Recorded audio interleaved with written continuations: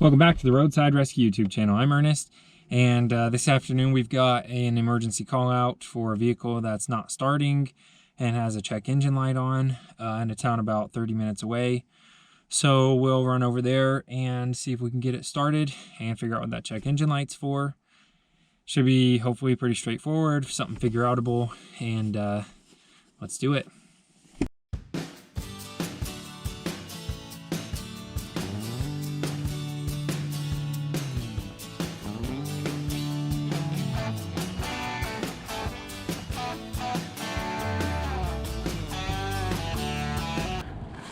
All right, so we just got here.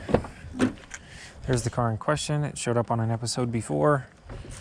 Looks like it doesn't get driven much. So first thing we'll do is just test the battery voltage and see if it doesn't need to be jumped, which is pretty typical with a call out for a no start. So we'll start there. I've got the jump box, and then I've got just a little bit of testing equipment to see what's causing that check engine light. All right, so the battery looked low. It just barely doesn't want to start. So I definitely think it's the battery. We've got the jump box on there. Here we go. Perfect, okay. I can feel a misfire. I mean, obviously you won't be able to tell, but it's just shaking, just, you know, like a misfire would. So I'm imagining that check engine light is for the misfire. We'll watch and see if it blinks here at us. Typically it'll blink whenever it's misfiring, but it may not. Was that oil light just on? I don't think so. I remembered seeing a green light. It must have been that cruise control. Yeah, I definitely feel a misfire, so we'll plug it in and see. It's probably on a specific cylinder. But I did replace the spark plugs in this probably about 6-7 months ago. It's starting to smooth out a little. But we'll see what cylinder that's on, and we'll pull that spark plug and see what it looks like. All right, we'll see if we can pull up some data with this scan tool here. Not the best scan tool in the world, but some company's actually going to send me a little bit nicer one, so I'm excited to try that out. Let's see, valve pause system stuck off. Valve pause system, misfire number 1. Valve pause system, okay. 6 of these codes are for this valve pause system, stuck off bank 1. So most likely, yeah, misfire cylinder number 1. So I'll pull the spark plug on cylinder number 1. That's going to be bank 1 as well for that valve system. So yeah, that's most likely the issue. I'm going to look at this now and see if, you know, anything needs to be replaced here. So okay, so it's controlled by the rocker arm oil control solenoid. That's just the bank 1 solenoid.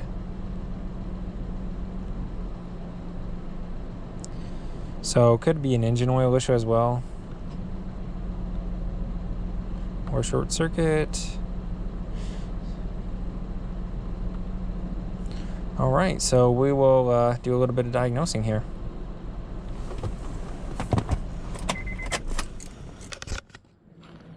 Here's the thing about working out here too, if you can see the lake down there. I live on the other side of that lake. So what could easily be a 10-minute drive over here, because I have to go around the lake, takes 30 minutes. But whatever.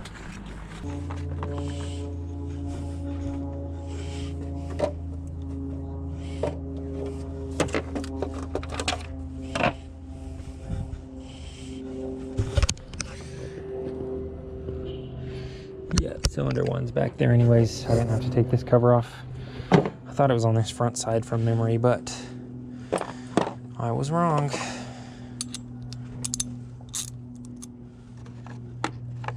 Let's see, I'll just 10mm back there.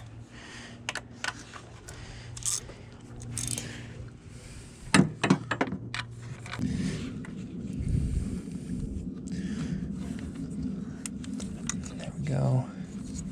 Get that unplugged.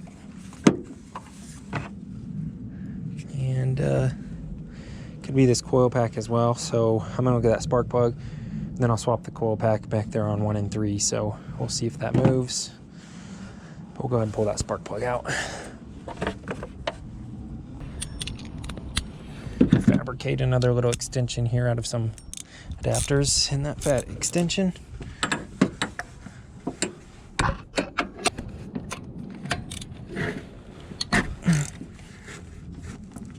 Alright, well, this first cylinder here that I'm working on is the only one obstructed by this power steering line, so that's a little annoying, but it's, again, I don't have to take anything loose that line wise. I can just kind of gently pull it out of the way, so not that big of a deal. There could be a lot more to complain about. Looks like I've got the spark plug valve loose. There it is. We're gonna have to break these extensions in half.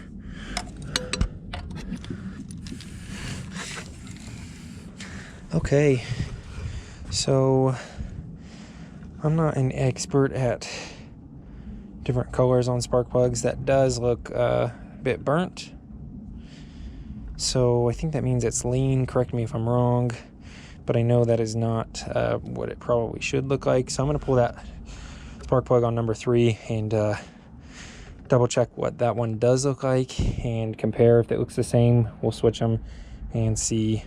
And if I'm really concerned about it, I may pull one of the ones on the front to see, because if it is that rocker control valve, which is going to be one of these, then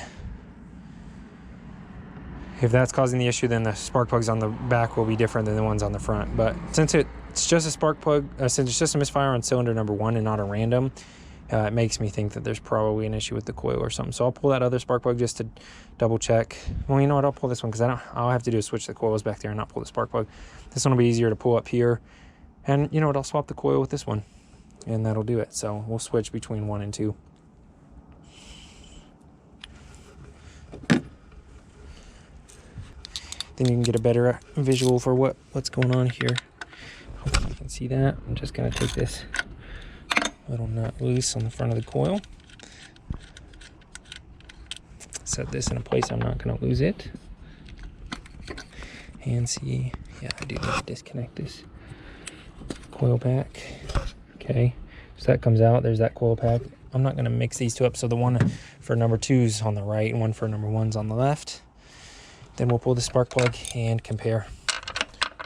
But I'm going to leave the spark plugs in their respective cylinders if they look similar.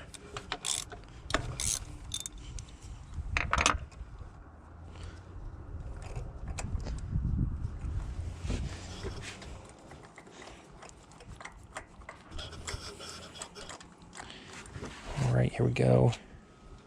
Yeah, and this is what I was expecting to see. More of that just darker color, not so much a build up on that. I believe is carbon. Again, I could be wrong. Correct me if I'm wrong. Yeah, I'll probably swap these spark plugs as well. And then I'll swap the number 1 coil with the number 3 coil, so we'll have a little bit of mismatching game going on here. Spark plug number 1 spot will get the spark plug from number 2, and then number 2 coil will stay in the same spot, and I'll switch number 1 and number 3 coil. That way, wherever it moves to, we can pinpoint. All right, so I just switched that spark plug from number 2 to number 1. Now the spark plug from number 1 is going to number 2. Then the coil from 3 and 1 are going to switch. Normally I'd write that down, but in this case I've got the video to remind me. So here goes hole number 2, which is getting the spark plug from number 1, which looks a little burnt, or maybe like a lean condition. But again, I'm no whiz at reading spark plugs.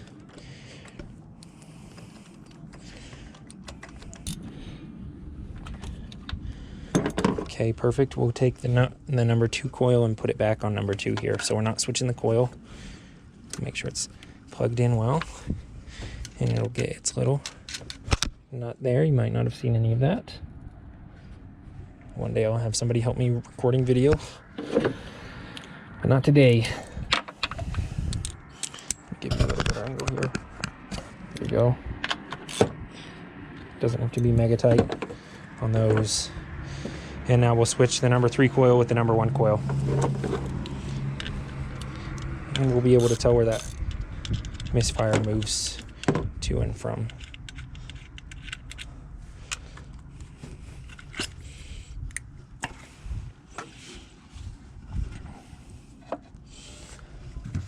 right, so here's the coil pack from number 1 going to number 3. So if the misfire moves to cylinder number 3, we'll know it's the coil. If it moves to misfire to cylinder number 2, then we'll know it's the spark plug. And if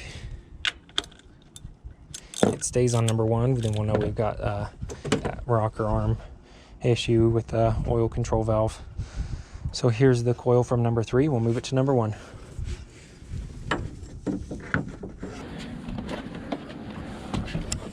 All right, now's the part where I don't touch any of the leather interior because I forgot my gloves, which just makes it a little annoying to have to think about. It already feels a little bit smoother, but I'm gonna go ahead and erase these codes and we'll give it a look-see. Yeah, so stuck off typically means that there's an issue in the actuator itself.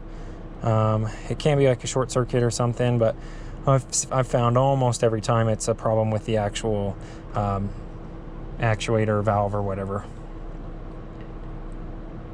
So we'll erase those. That was successful. We'll go ahead and start it.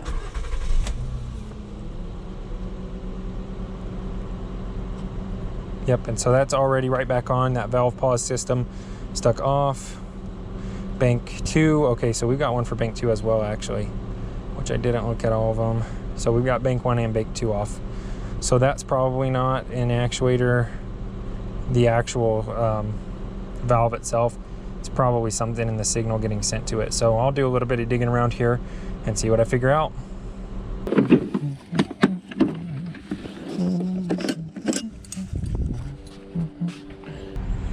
All right, so I've been out here for a minute fiddling around with those wires up there and just everything all the way down from the fuse box. What happened was I just was wiggling stuff around, tested voltage, it looked okay. I came back and now the codes are gone. And so I'm gonna let it run for a bit and see if those come back up. And if not, then we'll just let the customer go until those codes come back. Hopefully they don't. If they do, then we'll come back and do a little bit more digging around. But it looks like it's probably a wiring issue from the fact that wiggling some stuff around seemed to get some power to those actuators. And the fact that both of them had a code tripped is, you know, indicates that's most likely what's going on as well. So it's running smooth. It doesn't feel like it has a misfire and no codes have come back. So we'll let it run here for a bit and maybe take it for a little spin. All right, so it's looking okay right now. It's been running for a bit. And we're gonna let this go and see if it comes back. The most likely thing was it was that wiring issue, so hopefully, you know, sometimes that's all it takes, just wiggling some stuff around to get it to reconnect well. And you know, at this point, again, we'll just wait and see what happens. Sometimes you get lucky. So this is a job well done for right now. Diagnosis well done. We got it started with the dead battery, and again, it had enough voltage to almost crank. Stuff was still stored on the computer, so that's great. But it probably would have come right back up immediately the way it was misfiring when I first started it. Now that it's warm and we've switched stuff around, I don't feel a misfire. So it could be a connectivity issue as well between coil pack and spark plug. But that one spark plug did look a little burnt. So, you know, could have been because it wasn't firing and there's a bad connection. So everything right now is good. There's a job all done. This is the Roadside Rescue YouTube channel. I'm Ernest. I've got some wipes in the back of my truck, so my hands are clean now. And if you like what you see, consider becoming a channel member to support the channel and fixing it forward. And check out the merch down below. We'll see you on the next episode. So I know I've said it before, but people will ask all the time, every time I take this small truck, why I don't take the big truck. In this particular instance, and in most cases, it's because I have to go, you know, 30 minutes away or 20 minutes away for just a small little diagnosis where I only need a handful of tools. And, you know, it just doesn't make sense to take the big truck. So that's why I took the small truck today. Thanks for watching.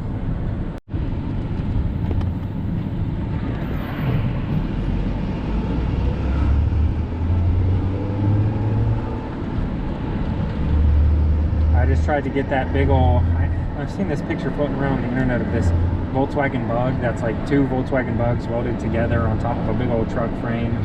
It's out here in Utah. I just passed it. I see it every now and then. And I'll see if I can find a picture and post it up for you. But I don't think I got it on film. I don't think the GoPro started in time.